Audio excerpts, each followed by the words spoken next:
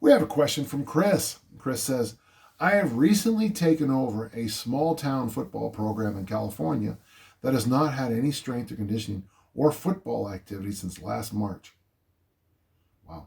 Since our kids have not been involved in any school-funded athletics for over a year now, I wanted to place an emphasis on proper movement patterns in the weight room and general athleticism before getting specific with anything. You know, I agree with 100%, and I'm not sure you ever need to go off that path as a strength and conditioning coach. I don't think you ever have to change things up. I've heard you speak quite a bit about using tumbling exercises with football players, and I was curious what types of movements you would suggest I start with and eventually progress towards as competition builds. Yeah, I started, well, I gotta be careful here. I started my tumbling with bear crawls, G.I. Joe crawls, Spider-Man crawls, Tim Anderson's original strength. He has all this stuff. He has another one called leopard crawls. I thought the crawls were a good thing to get the athlete on the ground again. And then we went to the basics. We started off with the forward roll. You know, the same thing you'll see kids doing in the kindergarten, you know. Yeah, drop your head, your butt comes over. Okay, yay. And then we moved to the shoulder rolls. And then we'd move to combinations. So you go left, right, left, right. We called those ninja rolls. I'm sure there was a good reason for that. And then we progressed from somersaults to shoulder rolls to cartwheels. And then from cartwheels, we moved to round-offs. And with cartwheels, you got to go both directions. Your female athletes will be uni cartwheels, Abby cartwheels. They only go in one direction. And when they go to the other way, they look terrible, which is just actually kind of funny to watch. And all a round-off is a cart.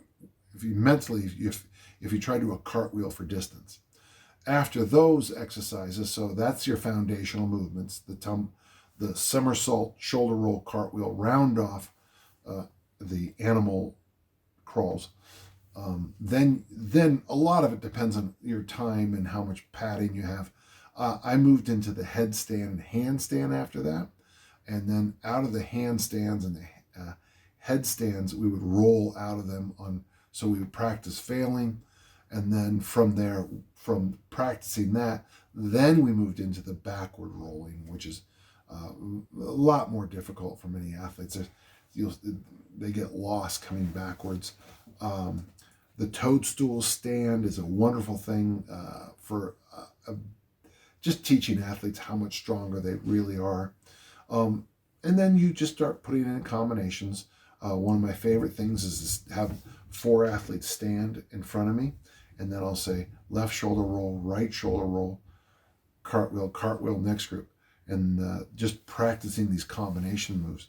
It doesn't have to be too scientific. It doesn't have to be very fancy at all. But I got to tell you one thing, man, and Adrian Craddock will tell you this. If you think you're in good condition and do 5 rolls in a row, you better have a bucket close by. And good luck to you. Master the squat. Do as many hill or stadium steps as you can. Hill sprint, stadium steps. Practice body weight squats. Get them over on the pull-up bars. You know, pull up, push up, fight. You ought to be okay. Good luck to you, okay? Thanks for sharing that with us.